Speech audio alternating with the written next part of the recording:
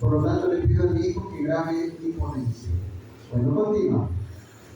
Nosotros venimos a la casa de Dios a ver su rostro, ¿verdad? Bueno, no hay hombre que pueda ver el rostro de Dios y viva, pero nosotros aquí vemos el rostro de Dios. El Antiguo Testamento es una parte del rostro de Dios. El Nuevo Testamento es otra parte de su rostro. Esto es lo que nosotros podemos alcanzar a ver de Dios. No podemos ver su rostro en persona porque moriríamos, porque somos pecadores. Aunque somos pecadores arrepentidos, pero moriríamos delante de su gloria. Pero al abrir la Escritura, nosotros vemos el rostro de Dios. El mundo evangélico mira el rostro de Dios, pero solo quiere mirar una parte, esta, la de la gracia sin responsabilidad. Y el mundo judío quiere ver el rostro de Dios, el de ser salvo por su propia justicia. No alcanzan a ver la misericordia de Dios. Dios es ley y es gracia. Él es amor y misericordia, pero también es fuego consumidor. Entonces las personas han de ir a la Biblia, pero de manera completa. No nada más vamos a tomar una parte, lo que nos conviene. No. Vamos a leer la Escritura, aún lo que a nosotros nos lastima, lo que nos raspa la pus. Porque cuando la enfermera llega, ella te va a raspar la herida, primero te va a quitar la cosa, la herida, la pus, porque si no se te van a cortar la pierna, el brazo. No es nada más de que nosotros nos presentemos ante el Señor y digamos, Padre, perdona mis pecados. Y que nosotros en ese momento sintamos que ya tenemos derecho al cielo sin comprender lo que costó la redención, lo que le costó a Cristo, los clavos de la cruz. También Adán y Eva se presentaron delante de Dios después de haber pecado y le dijeron, perdónanos, ahora sí vamos a obedecer. Pero lo dejó Dios adentro de la ley. No, le iba a enseñar, o iba a educar qué cosa es sacrificio, qué es lo que cuesta la redención. Algunas personas consideran que no nos va a tocar ni el aire, o que van a entrar al reino de los cielos y ni siquiera van a recibir un rasguño. Pero la Biblia no dice así. La Biblia dice, hermanos, es necesario que a través de muchas tribulaciones entremos en el reino de Dios. ¿No? Amén. Las tribulaciones, la brutal escuela de la universidad, porque es una escuela dura, ¿sí o no? Es dura la universidad, ¿no? Casi quiere pedir una esquina cuando estás en medio del horno. Pero el horno que le quemó las sogas a los jóvenes hebreos fue el único que le quemó las sogas, o lo quemó a él. No lo quemó. Entonces, el propósito del tema de este mediodía es que nosotros veamos en la Escritura que Dios se comunica con su pueblo a través de un profeta. Algunas personas que ostentan sabiduría y que son doctores de la ley dicen, nosotros no necesitamos a Elena Jericumay porque nuestras doctrinas han salido de la Biblia. Oh, una declaración interesante. Pero vamos a ir a la Escritura, que la Escritura hable, porque los adventistas tenemos por buena costumbre ir a la Escritura.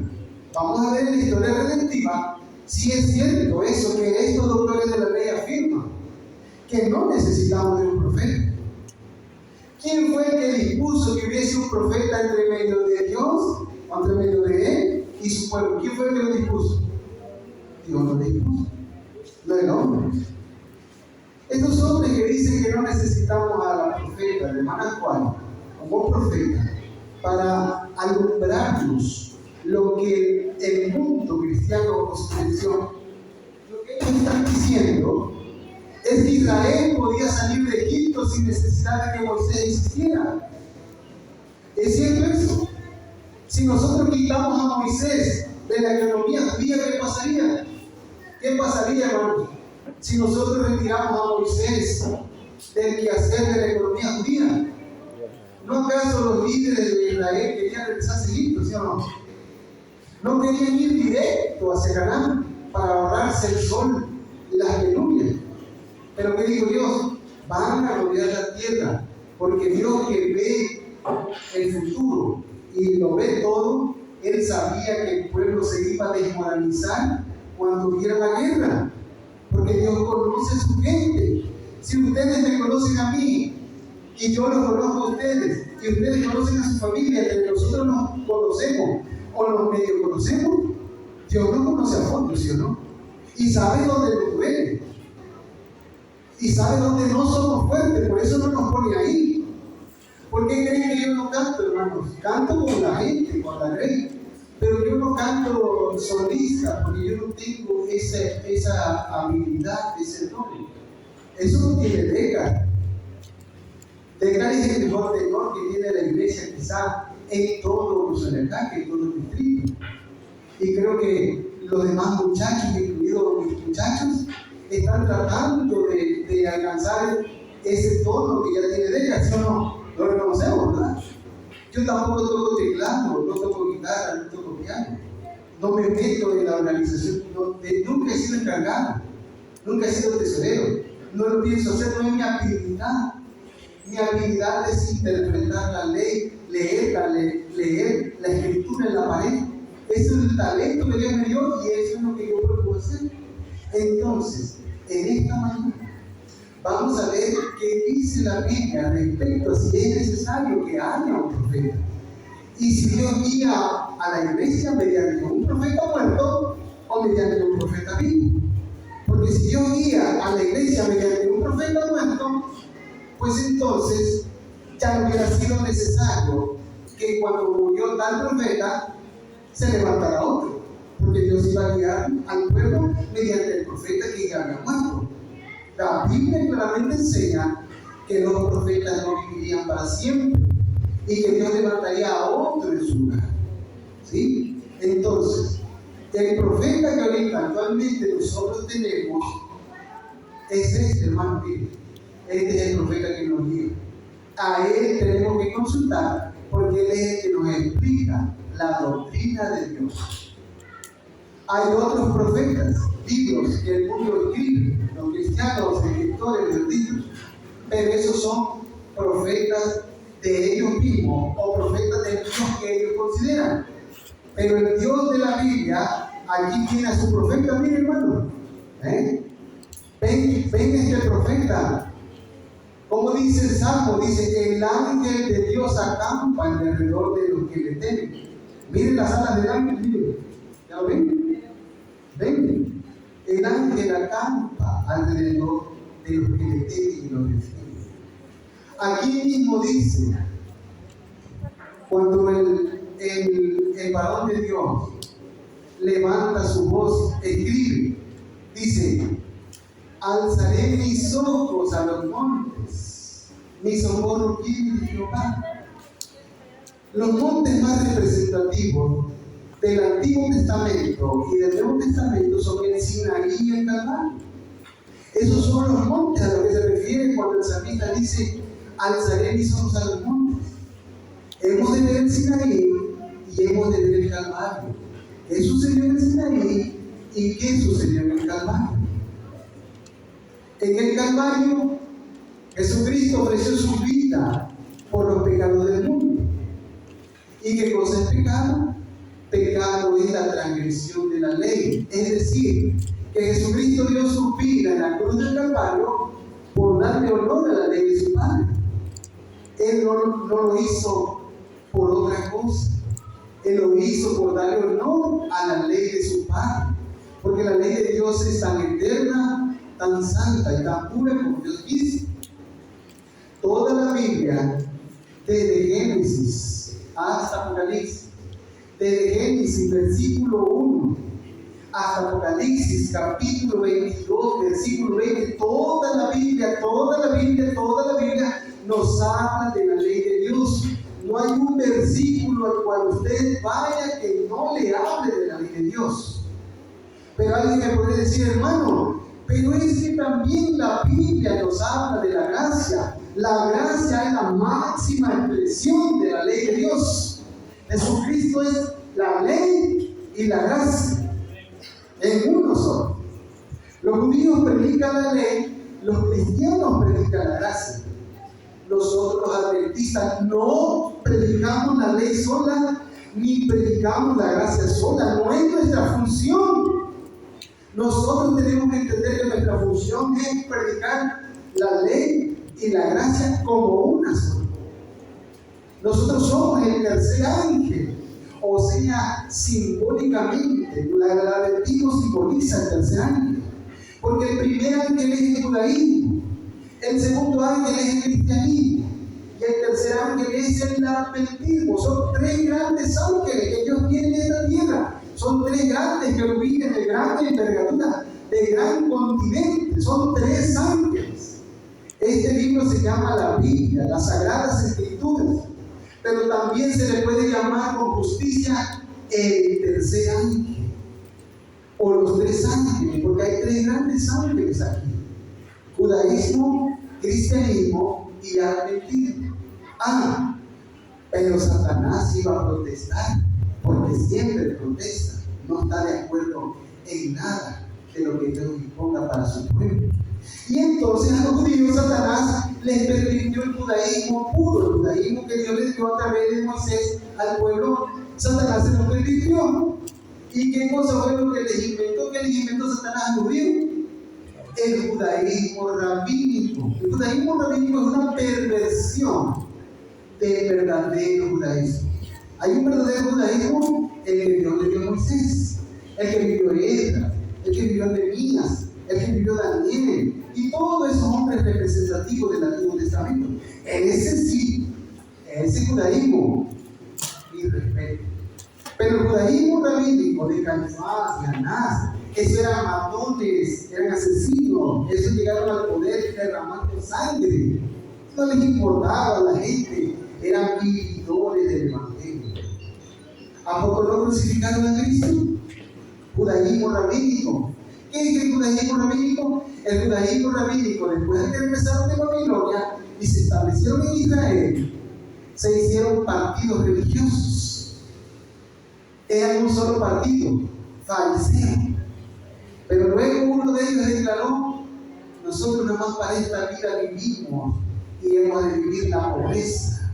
Pero hubo unos que dijeron: nosotros vamos a vivir nada más para esta vida y vamos a vivir pobres, pues si para esta vida vamos a vivir, pues vamos a vivir ricos. Y entonces hubo una división.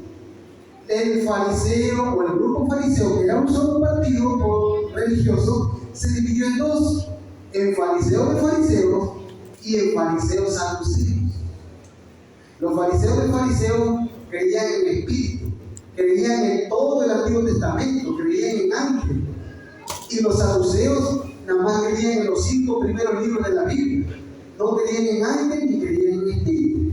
Los fariseos y los saduceos no eran representantes de Dios. Ellos eran una perversión de lo que Dios le dio a Israel por medio de Moisés. Cuando Jesucristo vino, esos hombres estaban embriagados por sus dogmas, por sus prejuicios. Cuando Jesucristo vino, ellos estaban ebrios de ese vino, y al estar ebrios, espiritualmente lo crucificaron al Hijo de Dios. Entonces el Hijo de Dios fundó la iglesia sobre su persona, y apareció la iglesia apostólica, la iglesia primitiva. Pero nuevamente Satanás protestó y juntó el cristianismo verdadero más el paganismo de Roma, y entonces nació la iglesia romanizada, la iglesia que tiene imágenes y que adora a Dios a través de ídolos, ¿sí o no? Esa iglesia es una iglesia que salió de la unión de la verdad más el error. Protestó nuevamente Satanás y creó, así como el judaísmo rabínico, creó el catolicismo romano, que es la mezcla de la verdad más el error, la mezcla del cristianismo más paganismo. Observen esa iglesia, sus ritos son paganos. La hostia, esa hostia de oro que levantan. Tenía yo 10 años y mi madre siempre me dio comida, pero comida muy rica, deliciosa. Porque a mí siempre me ha gustado vender. Hay gente que eso no le gusta, a otros les gusta otra cosa, y eso es bueno, ¿sí o no? Pero a mí me gusta vender, a mí eso me apasiona, vender todo. A mí la gente cuando me ve me pregunta, ¿qué están vendiendo hoy? Y yo digo, eso o nada. Y saben que el sábado vengo a la iglesia. Tenía yo 10 años cuando fui con mi madre que fue a vender al campo de fútbol y fuimos a vender comida de todo tipo, pero comida que realmente mi madre siempre procuró ser muy, pues ella era de las ribas. Las ribas tienen esto, que tratan de poner sabor a las cosas, ¿me entienden? Entonces, hay gente que cocina riquísimo, entonces de acá que hay gente que ya muerto que cocinaba rico, ¿verdad? Pero mi madre era madrina. Allá fuimos al campo de fútbol y allí a mí se me ocurrió con 10 años meterme en la reunión que había de los hermanos de la iglesia, porque yo fui católico hasta los 10 años. Y entonces la reunión era a nivel nacional. Estaba gente al norte del país hasta el sur. Había fácilmente arriba de 5.000 o 10.000 personas, un mundo de gente. Y entonces levantaron en alto esa hostia de oro. Y todo el mundo se empezó a postrar, todos se empezaron a postrar. Y cuando eso venía ante mí, yo empecé a temblar. Tenía 10 años, empecé a temblar. Yo empecé a temblar porque estaba chiquito. Y eso empezó a pasar delante de la gente iba cayendo. Entonces yo dije, yo no me voy a postrar ante eso, porque yo no creo que eso sea Dios. Estaba chiquito, no sé quién tenga aquí 10 años. Estaba chiquito, y estaba solo, mi madre estaba vendiendo, mi hermana, a lo mejor alguna de ellas estaba por ahí, que no dudo. Y cuando eso empezó a pasar, yo me mantuve firme. Y yo dije, no, mira. Yo estaba temblando porque yo tenía miedo que el sacerdote que estaba allá, que se llamaba Chen Chachón, un sacerdote de alto rango de la iglesia católica, niño, póstrate delante de la hostia sagrada que representa a Cristo. Y yo mi corazoncito estaba a 180 por hora. Y ¿sabe qué me animó? Le pedí algo a Cristo, porque yo soy católico, pero no me gusta el seguido, porque eso no viene de la Biblia. Pero yo vi que había otras personas que no se encontraron. Y yo agarré valor. Y pasó eso, y los que se encontraron. Si había 5.000, se encontraron como 4.950 o más. Y yo salí todavía con ese temblor y metí allá donde estaba mi mamá. Y cuando me llevó mi tía María de los Remedios al campo de fútbol, y allá vi a doña Martita Zúñiga, a doña Francisca López, a Bencomo y a todas esas grandes mujeres y hombres de antaño, 10 añitos tenía yo, me enamoré del Cristo que los adventistas predican. Y ha sido los años más felices de mi vida estar aquí. Pero tenemos que seguir siendo el pueblo de la Biblia, porque si no, no tiene sentido decir que somos representantes de Dios si la Biblia la hacemos a un lado. Por eso vamos a ir precisamente a la Escritura.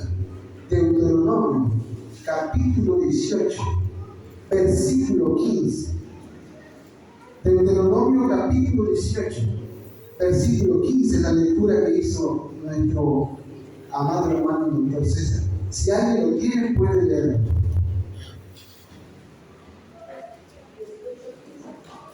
(18:15) de Deuteronomio.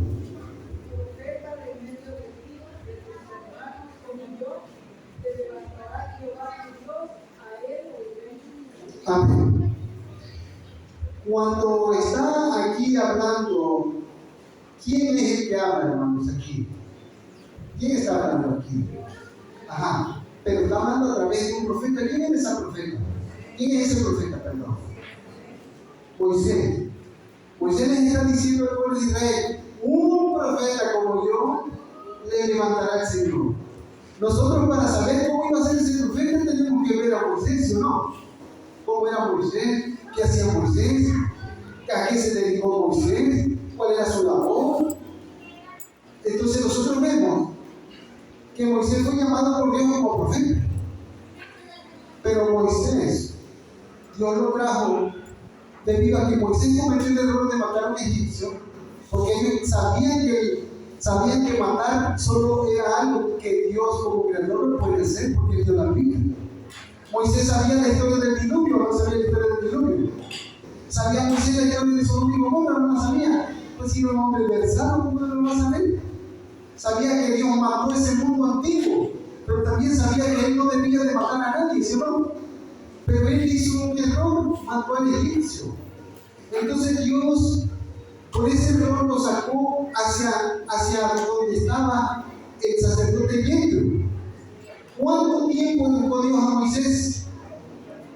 ¿Cuánto, hermano? A ver por acá, ayúdenme. ¿Cuántos años educó Dios a Moisés en el desierto? ¿Podía educarlo Dios en 30 años? ¿Podía Dios educarlo en 30 años?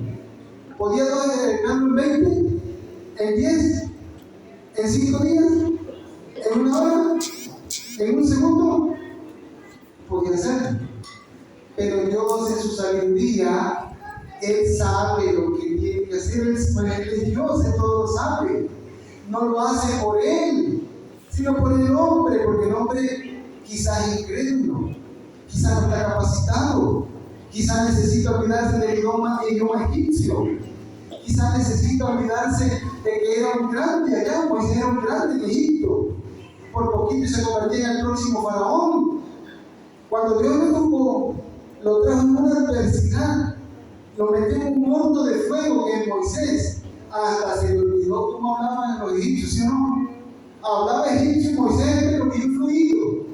Cuando Dios te toma y te mete en su escuela, Dios mío, hasta que necesita a Dios, Señor, yo oré que me tomaras en tus manos, y ahorita que me tienes en tus manos, como a veces el hermano César repite, porque el hermano César a veces dice eso, dice, horrenda cosa es caer en manos de Dios vivo.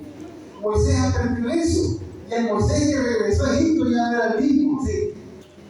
Tenía duda, pero Dios lo capacitó. Moisés fue un legislador, Moisés fue un estadista, Moisés fue un profeta, Moisés fue un Mesías para Israel en Egipto, porque Dios a través de Moisés y el pueblo de Israel, Dios quería salvar a los egipcios, pues Dios no dio de odio, Dios de amor, y los egipcios también eran sus hijos, por creación, y por medio de Israel Dios le quería predicar el evangelio a los egipcios, y Dios sacó pueblo de Egipto, no salieron varios egipcios con ellos, salieron. Por lo tanto, cuando la Biblia dice un profeta como yo le levantará el Señor, ¿a quién se refiere? Se refiere a alguien que aparecería en el futuro, porque dice un profeta les levantará. Está hablando del tiempo futuro, la palabra levantará está en el tiempo futuro. Es cierto que esa profecía tiene un cumplimiento primario, válido, en Josué. En Josué inmediatamente esa profecía se cumple, porque Josué fue un profeta, no fue un profeta. Y por medio de él Dios introdujo a Israel en la carne, en la Canaán terrenal. Pero esa profecía tiene un cumplimiento más pleno y total en la persona del crucificado, en el humilde Galileo. ¿Sí o no? Bueno, eso es de que Moisés fue un hombre de carne y hueso. Y Cristo, cuando estuvo en su ministerio, también vino en forma de hombre, ¿sí o no? De carne y hueso. Bueno, pero ahora, por favor, vamos a observar lo siguiente. No lo puedo hacer con el micrófono, lo voy a hacer con las manos. Voy a dejar el micrófono un momentito y voy a tomar esto para hacer el siguiente comentario.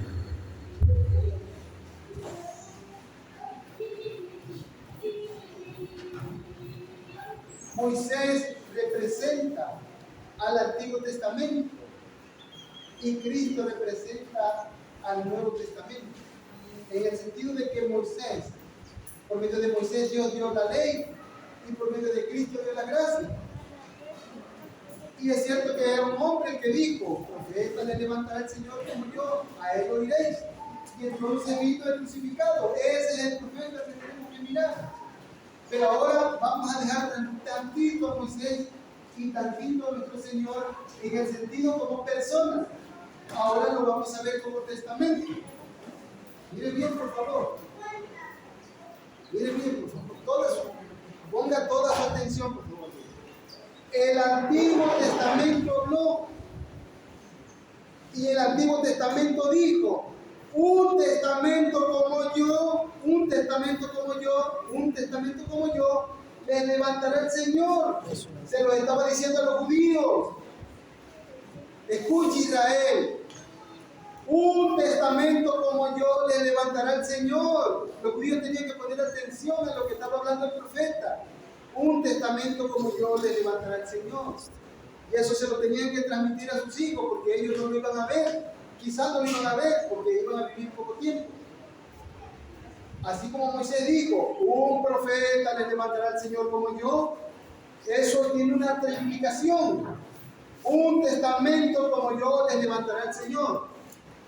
Y entonces apareció el profeta que profetizó el Antiguo Testamento. Yo soy ese testamento. Aquí estoy. Allá me profetizó el Antiguo Testamento, que un día aparecería yo. Aquí estoy. Pero ¿qué dicen los judíos? No. Nosotros del Nuevo Testamento no creemos nada, ni del que está al frente de él, que es Cristo, ¿sí o no? Pero su propio testamento le echa abajo sus mentiras. ¿Por qué? Porque el Antiguo Testamento es un testamento judío, netamente. El libro de Génesis no es cristiano. Ni el Éxodo, ni el Levítico, ni el Deuteronomio, ni Daniel no son cristianos. Son judíos. Y a los judíos Moisés le profetizó que iba a aparecer un profeta, es decir, el Cristo. Pero Cristo tiene un mensaje. Así como el Antiguo Testamento tenía un mensaje, el Nuevo Testamento tiene un mensaje. Unas personas dicen: yo creo en Dios. Aquí está el poder de Dios manifestado en el Antiguo Testamento. Creo en Dios y también creo en su Hijo, dicen. Pero no creo en su mensaje. ¿Cómo está eso? Yo creo en Dios y creo en Cristo, pero no creo que ellos puedan hacer milagros ahora. ¿Cómo? Dios tiene el mismo poder con el cual creó el universo. Si las personas no reciben un milagro, es porque le falta fe. Dicen: no, es que Dios no puede vencer. Dios vence todo, Dios no vence todo. Lo único que Dios no puede vencer en mi vida es el pecado. Por eso soy pecador y amo el pecado. ¿Cómo? Dios puede vencer todo, pero el pecado no lo puede vencer. No, el pecado no. Seremos pecadores hasta que Cristo venga. Y cuando Cristo venga, entonces, aunque me halle en adulterio, me halle en fornicación, me halle robando, me halle abrazando a otra que no sea mi esposa, a otro que no sea mi marido, y haciendo lo que la ley me dice que no haga, el Señor me va a recibir y me va a decir: venid, bendito de mi Padre, heredad del reino de Dios para vosotros.